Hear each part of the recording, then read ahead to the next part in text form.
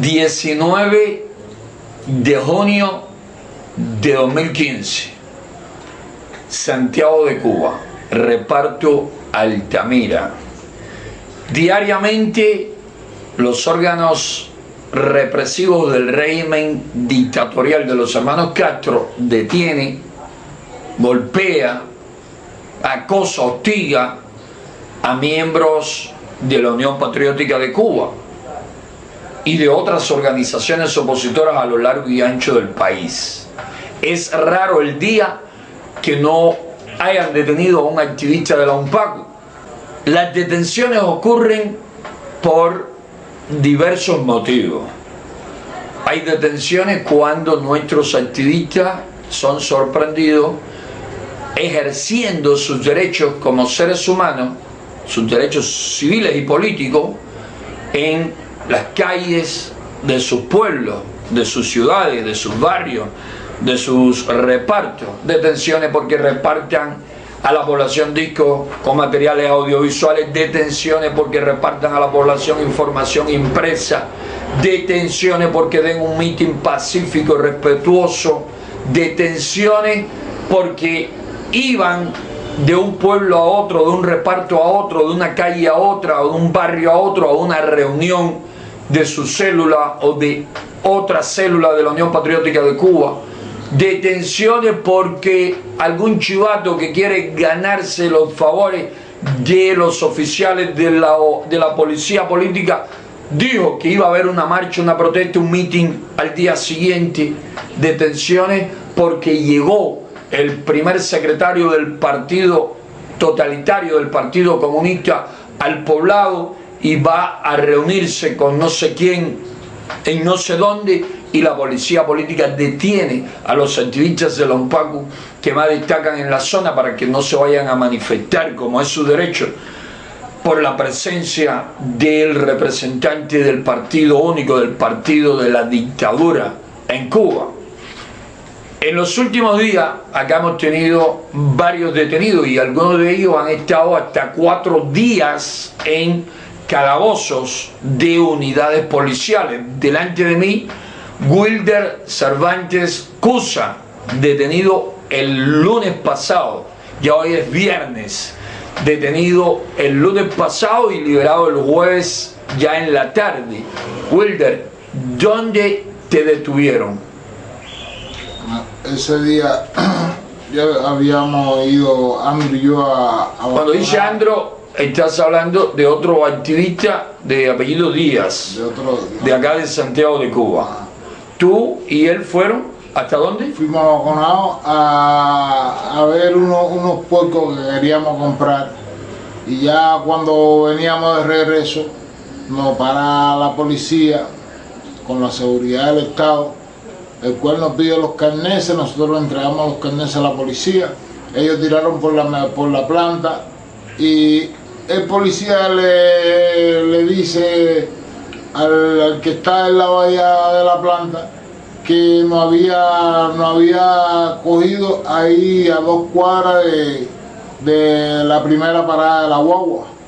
Y yo oigo por la planta que el otro le repite que no soltara, que no pasaba nada entonces, que si era ahí que no soltara, pero el agente de la seguridad del Estado le dice que no, que había que requisarnos y ver, hacernos un chequeo de rutina, el cual nos cogen la java, nos la llevan para atrás para el maletero, nos montan en el carro y luego nos vamos hasta la cafetería, y en la cafetería llegó un teniente, un mayor, empezaron a revisar las cosas y oigo que le dice todo lo tienen preparado para ir hasta el lugar que ustedes saben, allá.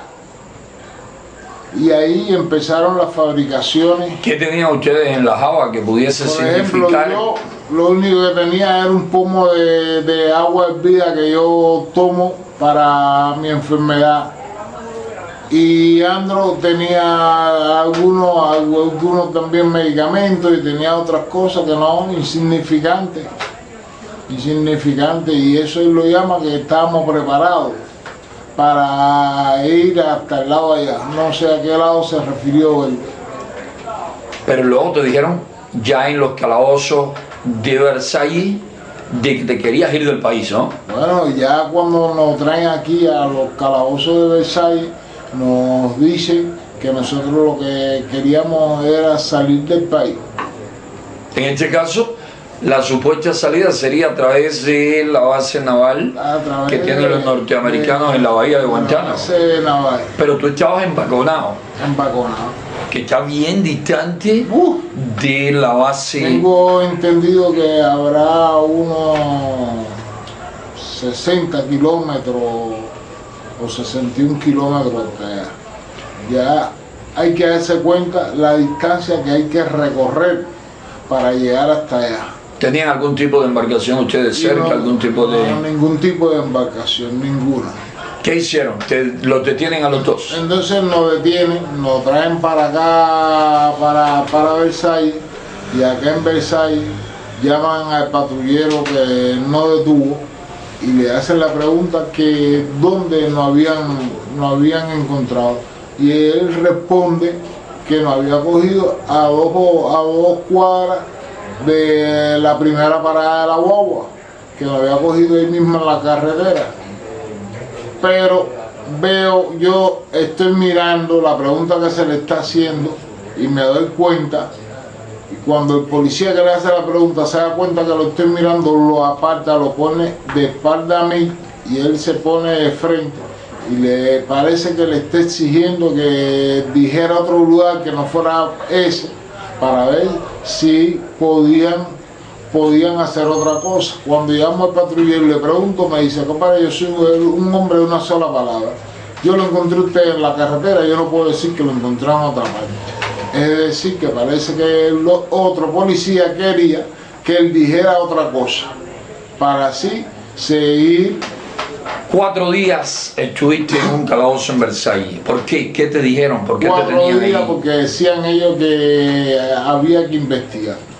Entonces yo me referí, le pregunté que pues, investigar qué, que nosotros no habíamos matado a ninguna persona, no habíamos matado a nadie, porque esa investigación tenía que ser tan extensa. Y ellos nada más que decían que no, que tenían que investigar. Todo está en que yo le dije, bueno, que mientras que iba a estar ahí, yo no iba a comer, ni iba a desayunar, ni iba a hacer absolutamente nada. ¿No te alimentaste en esos 4 días? No me alimenté. Lo único que hice fue tomar agua y ya, para mantenerme. Y le dije que yo iba a esperar las 72 horas, que si cuando llegara las 72 horas no veía nada claro, yo empezara a manifestarme. ¿Cómo se manifestó tu salud? Porque tú eres diabético. Sí. Mi salud siempre estuvo ahí, me sentí mal, pero las veces que ellos me preguntaban, no, cuando yo le decía, no, yo estoy bien, a mí no me hace falta nada, a mí no me hace falta medicamento, no me hace falta nada. Porque él sí estaba decidido a que pasara cualquier cosa, a morirme, a cualquier cosa que pudiera hacer. ¿Qué edad tú tienes, Wilber? Bueno, ahora en este momento tengo 47 años. Fuiste deportista, fuiste boxeador. Fui boxeador. ¿Qué tiempo estuviste en boxeo? En boxeo 12 años. ¿En qué peso peleaste? Empecé en 81 kilogramos y terminé en peso completo. Más de 91. Sí. Más de 91. ¿Y en qué competencia participaste? ¿Hasta dónde estuviste? No, fui a Playa Girones, fui a Nacional por equipo, fui a competencias nacionales aquí dentro del país. Tuve oportunidad de salir de él, pero bueno, cuando aquello, las entrevistas que hacían por las averiguaciones que hacía la seguridad del Estado entre la vecindad y eso, había una señora que fue la madre de mis 3 hermanos. Nadie sabía que ella era del partido. En aquel entonces las personas que eran del partido, eso ellos lo escondían mucho. Y le hicieron preguntas a ella y ella testificó que si me daban una oportunidad a mí de salir del país, yo me iba a quedar. Y al decirle eso, imagínate, Ya sí, estuve en la ESPA Nacional, en el equipo nacional estuve un tiempo, pero era entrenamiento, me ponían para competencias internacionales, salía por el periódico mi nombre y todo, pero ya hasta ahí. Hasta ahí muchas veces hacía los entrenamientos y todo, el mismo equipo que iba a salir en el que me encontraba, pero siempre yo quedaba afuera.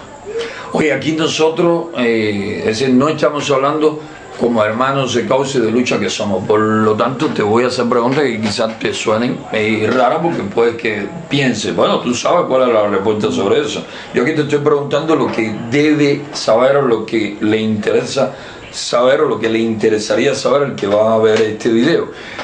Es decir, que no saliste nunca al exterior porque la madre de 3 hermanos tuyos, por parte del padre de estos hermanos, dijo que tú podrías quedarte. ¿Y era cierto de que te hubieses quedado si hubieses salido al exterior? En aquel momento no, en aquel momento yo lo que hablaba no tenía esos conocimientos que tengo ahora sobre este gobierno, pero veía en aquel momento había cosas mal hechas.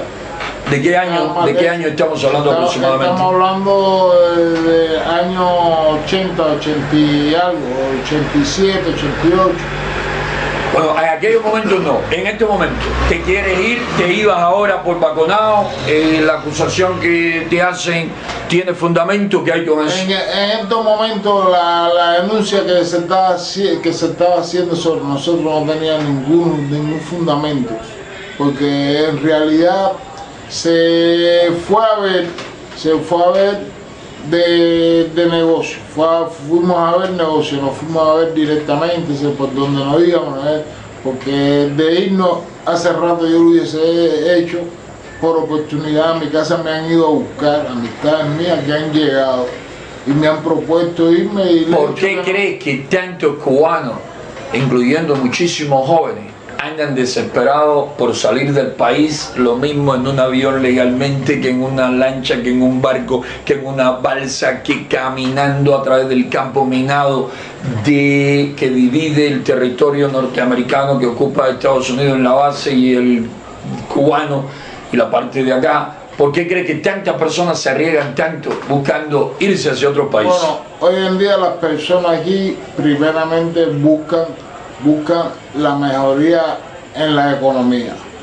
Aquí en este país existe mucha pobreza, mucha miseria, muchas personas que tienen mucha necesidad, el hambre, la miseria, el aplastamiento que tiene este gobierno con las personas, la explotación que tiene con los trabajadores, la explotación que tienen sobre todos los ciudadanos cubanos.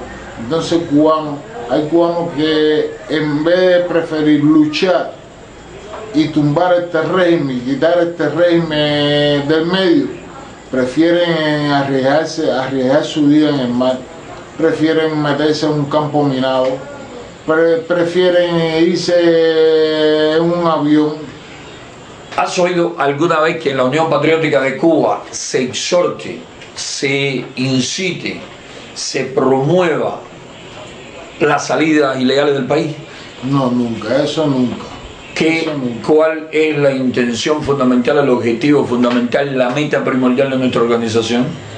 La meta de nuestra organización hasta ahora es quitar este régimen, que es el que tiene a la población cubana así pensando al revés, siempre buscando la forma de dividir al cubano, siempre buscando la forma de que el cubano se destruya unos a los otros. Eso tú y yo lo sabemos y lo saben los demás que nos acompañan acá, lo sabe Ovidio Martín, Iria Hernández, Maylin Isaac, lo sabe Rodney, lo saben los demás hermanos que se encuentran acá con nosotros. Te toqué este tema porque nosotros sabíamos que algo estaba ocurriendo con alguien de la Unión Patriótica de Cuba, porque la policía política, que tiene muy poca imaginación, son bastante torpes, bastante burros. Generalmente quien sirva a estas alturas a un régimen de este tipo es alguien con muy poco seso, con muy poca capacidad intelectual, con muy pocas neuronas que funcionen, ¿no?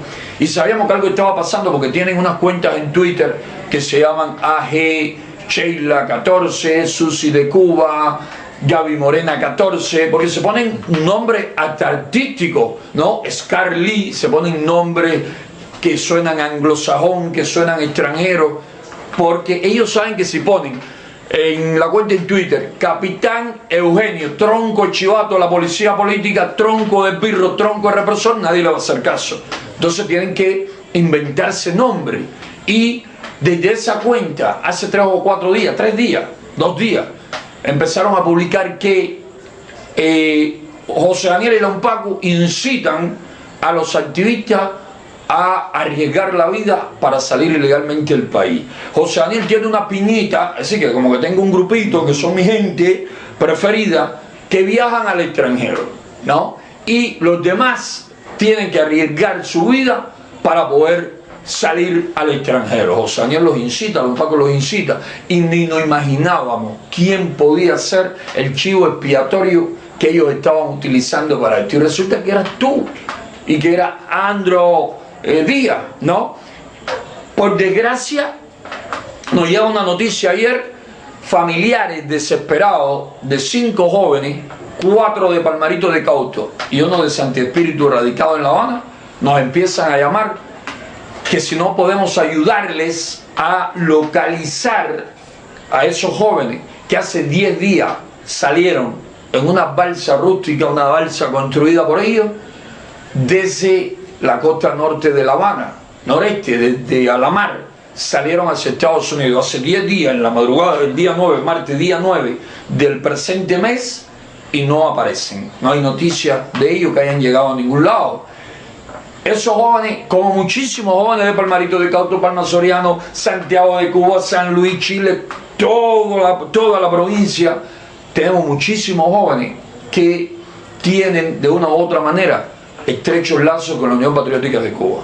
Si la mayoría de las personas, si el 90% de las personas que de una u otra manera se relacionan con nosotros, que dice que simpatiza con nosotros, que nos busca, que pide ayuda, que nos expresa su admiración, su respeto, dijese mañana públicamente en una plaza: yo soy de Don Paco, tendríamos en nuestra fila miles y miles de personas, porque todo el mundo quiere ser un Paco. Te toca el joven que va subiendo por una calle. Los otros días estábamos en el punto de internet sobre las 10 de la noche y uno de los que estábamos en internet salió, se le acabó su turno, estábamos tuiteando, estábamos haciendo varias cosas y salió y estaba afuera Alfredo Reyes.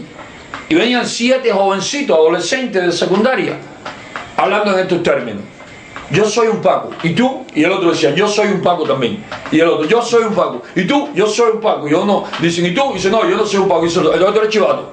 Ah, tú no eres un Paco. Entonces el otro: no, yo soy un Paco. Yo soy un Paco. Escenas como esa constantemente se están dando, sean en los preuniversitarios, sean en la secundaria, sean en las esquinas. Antenoche, hace 2 o 3 noches atrás,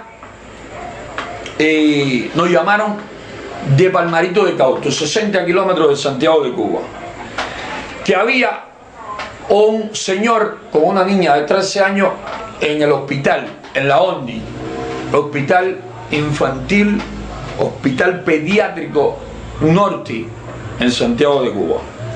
Es decir, cerca de nosotros, 4 o 5 kilómetros de aquí de Altamira. Pero ese joven, esa persona con su niña enferma, llamó a Palmarito porque a quien él conoce es a una activista que es la pareja de uno de los coordinadores de un Paco en Palmarito de Cauto, en el municipio de Mejía. Y la cuestión es que no le atendían a la niña estaba con un dolor, llevaba 3 días consecutivos llevándola a los hospitales, el dolor continuaba, no le ponían un tratamiento, no le hacían un chequeo debidamente y llevaba más de 1 hora allí, había una cola inmensa y no había médico allí que atendiese a tiempo. Aquello era un desastre y querían nuestra ayuda. ¿Por qué? Porque muchos han oído que cuando tienen un problema serio la solución puede venir de la UNPACO. Allá se fue Iriade, se fue Rodney, se fue Alexei Martínez Bayán y se fue Alfredo Reyes. Apenas llegaron, por supuesto, ya la policía política sabía de que íbamos para allá porque estaban oyendo la llamada de la comunicación y yo hablé con el hombre, le dije: van a ir varios activistas de la UNPACO, y con todo el respeto del mundo, con toda la ecuanimidad con todo el pacifismo que nos caracteriza, van a exigir allí que te atienda a la niña como hay que atender a todos los niños que tengan problemas allí. E inmediatamente atendieron a la niña con la presencia de Iriaga y con la presencia de Rodney, de Alexei y de Alfredo.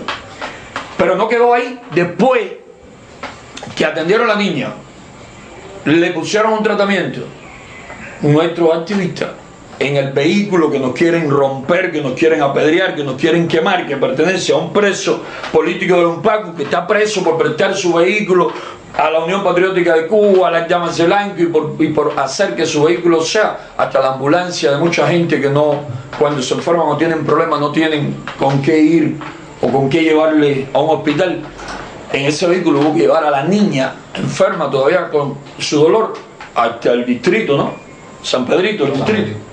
Hubo que llevar a la niña. Entonces, constantemente, es decir, muchísima gente se identifica de una u otra manera con Lompacu. De esos jóvenes que están desaparecidos, 3 eran simpatizantes de Lompacu ahí en Primerito de Cauto. Y 2 pertenecieron a Lompacu. Cuando le cayó la represión arriba, porque se dice muy fácil. Hay quien dice, no, los cubanos nada más piensan en escapar, en salir del país. Hay que vivir en Cuba, con el hambre que se vive en Cuba, con la represión que se sufre en Cuba, con el aplastamiento ese constante que tú mencionabas, hostigamiento, asfixia económica, con todas las infamias que el régimen descarga, las crueldades que el régimen descarga sobre los cubanos, para entender entonces por qué tantos cubanos quieren irse de Cuba, como también se querían ir cientos, miles de alemanes de la llamada RDA, querían irse para la RFA, como querían irse cientos, miles de soviéticos para países donde hubiese libertad, porque nadie quiere vivir entre rejas, nadie quiere vivir encadenado. Ahora bien, la fórmula de Lompacu es: no nos vamos, se va el comunismo, se va la dictadura, se va el hambre, la represión y todos los problemas que la dictadura de los hermanos Castro le vienen causando a nuestra nación. Esa es nuestra fórmula, pero respetamos el derecho de cada cual a emigrar. Lo que sí nos preocupa es que lo nuestro, y cualquier cubano, cualquier persona, arriesgue su vida en el mar cuando podía ese mismo valor, esa misma audacia, esa misma intrepidez, ponerla al servicio de una noble y justa causa, que es la causa a favor de la libertad y la democracia de Cuba. Diabético, 4 días en huelga de hambre, encerrado en un calabozo en condiciones infrahumanas, solo porque estaba a 50 kilómetros de la ciudad, en la costa santiaguera, del lado este de la bahía, tratando de comprar cerdo, puerco, cochino. Te detienen, te traen para Versalles. ¿Qué te dijeron en Versalles? ¿De qué te hablaron? No, allí el lunes lo único que hicieron fue tratar de inventar una causa. Al ver que ellos, que me estaba dando cuenta de lo que estaba sucediendo, lo único que hicieron fue quitarnos todas las pertenencias y luego encerrarnos en los calabozos, hasta que lograron dividirnos a uno del otro. A uno se lo llevaron para allá, me llevaron para acá.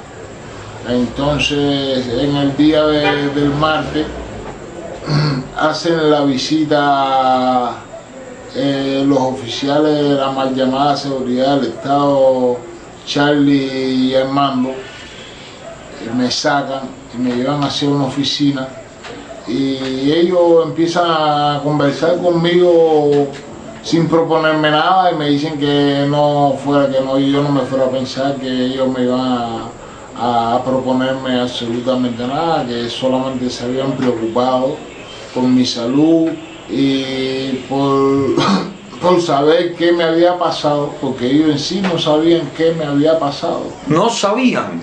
Según ellos. Yo le seguí la corriente y le acepté el que ellos no habían sabido, no sabían qué me había pasado. Y entonces me estuvieron explicando, estuvieron alrededor de una media hora explicándome, me hablaron de Lompacu, como tratando de dividirme y hacerme ver que no es la ONPACU el camino que yo debo de coger. Y entonces no, yo le respondí que no, si esa era su opinión, yo entendía lo contrario, que yo sabía. Me dijo, bueno, a lo mejor ese es el camino que tú piensas que debes tomar, pero piensa que no es ese de que tú estás ahí te ha traído problemas, ¿verdad? Y yo, bueno, hasta ahora yo no he visto ningún problema, simplemente y llanamente de decir la verdad, reclamar la verdad. Ellos le llaman problema, yo estoy seguro que le llaman problema a la cantidad de veces que te han golpeado 10, 12, 15 policías, las heridas que te han causado. Tuvimos un debate sobre eso, por ejemplo, el 24 de agosto, la paliza que se me dio ahí en calle 5 Vistemosa y luego allá en la autopista. Cerca de Dos Caminos. Cerca de Dos Caminos. Y tuvimos un debate. Él y yo, que él me decía que la policía tenía en esos momentos, cuando nosotros nos les resistíamos, ellos tenían que actuar, pero le dije, pero tienen que actuar con la violencia. Contra personas que no ejercen la violencia contra ellos. Contra personas que son pacíficas. Entonces, esas personas que nos atacaron tenían miedo. Charlie se sonrió, él también dice, ¿miedo? Y digo, sí, miedo. Porque una persona que tiene la mano debajo y le dan golpe y no es capaz de responder, es decir que al contrario, lo que tiene es miedo.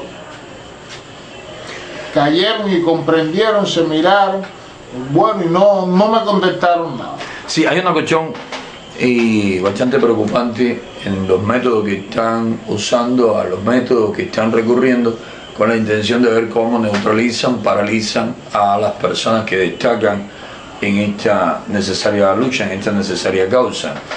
Uno de los métodos más infames que pueda cualquier persona en el mundo civilizado imaginarse es que están inventándole enfermedades a algunos opositores y a familiares de opositores bien cercanos, Por ejemplo, diagnosticar una enfermedad falsa, una enfermedad bastante preocupante, hasta como llegando incluso a usar el cáncer, ¿no? Una posibilidad de cáncer en el interior, etcétera, a una joven para preocupar a la madre y que la madre deje de participar en las actividades de la ONPACU y esté constantemente encima del caso de del hijo, de la hija. O sea que con el pasar del tiempo se termina descubriendo de que no había por suerte, no había tal enfermedad.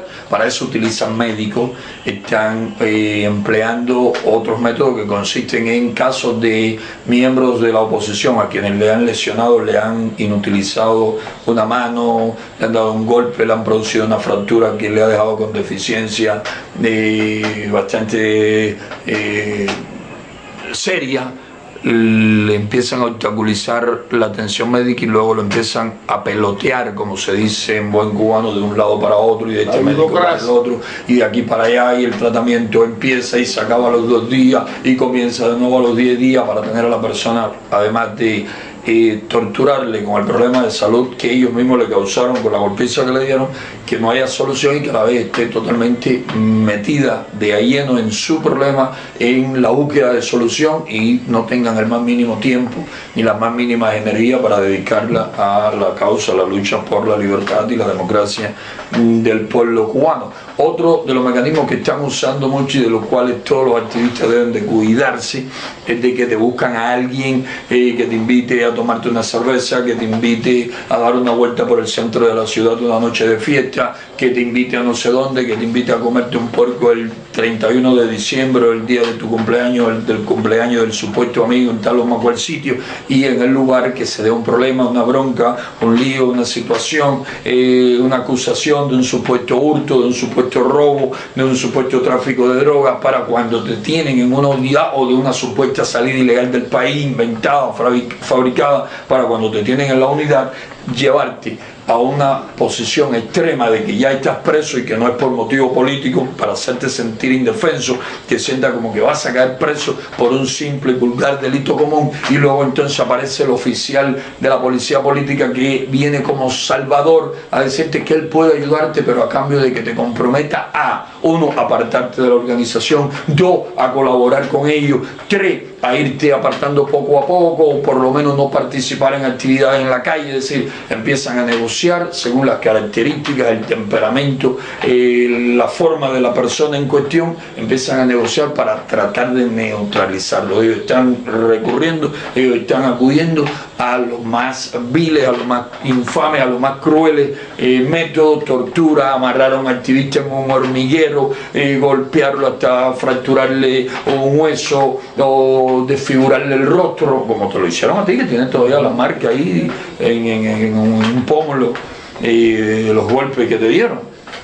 Todas estas cosas las están utilizando, y todos los coordinadores y todos los activistas tienen que estar bien informados y estar bien claros sobre esto, porque la intención es una: neutralizar al opositor, rendirlo, acabarlo, eliminarlo. Hay mil maneras, mil métodos que están poniendo en práctica día a día contra nuestra organización y contra nuestros activistas. Te dijeron que la investigación seguía, como que tú estabas bajo un proceso judicial. Yo le estuve respondiendo a ellos sobre eso, que yo no había matado a ninguna persona, no había matado a nadie, que porque ellos me contestaron que la investigación seguía porque habían personas, una que me decía, testificaban que sí, que me habían visto y que habían hablado conmigo, pero según ellos otras que dicen que nos vieron lejos de ahí por una loma, nada, que cada vez que yo me cite tengo que ir yo allá a Versalles. Un poco difícil lo veo, pero bueno. Ese es parte del engranaje, del mecanismo que estábamos hablando ahora, para hacer que la persona se sienta limitada, se sienta desprotegida, se sienta con un peligro inminente sobre su cabeza, con una especie de espada de Damocles ahí diciendo: te caigo, te voy a herir, te voy a dañar. Esa es la intención. Ernesto Roberto Riveri Gascón fue liberado hoy también en horas de la tarde, después de 3 días detenido. Es uno de los prisioneros que fueron encarcelados en enero por la petición que hizo el gobierno de los Estados Unidos a la dictadura de los hermanos Castro. De los presos de la UNPACU, que la mayoría eran miembros de la Unión Patriótica de Cuba, ya uno fue regresado, devuelto y llevado nuevamente a prisión, a Aracelio Riviao Noa, acusado de un supuesto delito de atentado, y contra todos los activistas que como tú, que como Aracelio, que como Ernesto Roberto, que como Miranda Martín, que como Mayelín Isaac, Ovidio Martín, los líderes ya de la organización, Iriade Cervantes, contra todos los activistas, son cientos, miles de nombres que habría que mencionar. Contra todo hay siempre un peligro ahí latente, un peligro acechando de ver cómo ellos causan daño. El régimen es muy perverso, muy astuto, y sabe que la vida de un luchador pacífico es muy compleja cuando está expuesto a constantes ataques, a constantes peligros, y que no puede rendir lo mismo en un ambiente tranquilo que en un ambiente completamente hostil, completamente represivo. Y por eso es que ellos no dejan de detener, de golpear, como sucede con la Tamas de Blanco toda la semana, como sucede con muchísimos activistas en la capital, como sucede con activistas en el centro, en Santa Clara, Camagüey, como sucede por todo Oriente. Eso es parte de la misma esencia del régimen: atacar siempre, hostigar, acosar, asfixiar a todo el que se le atreva a oponerse. Cualquier otra cosa que tú quieras agregar. No, hasta ahora, bueno, todos estamos aquí, firme la causa, vamos a seguir luchando por la libertad y la democracia acá en Cuba, para tener la misma libertad que tienen otros países del mundo, porque nos la merecemos.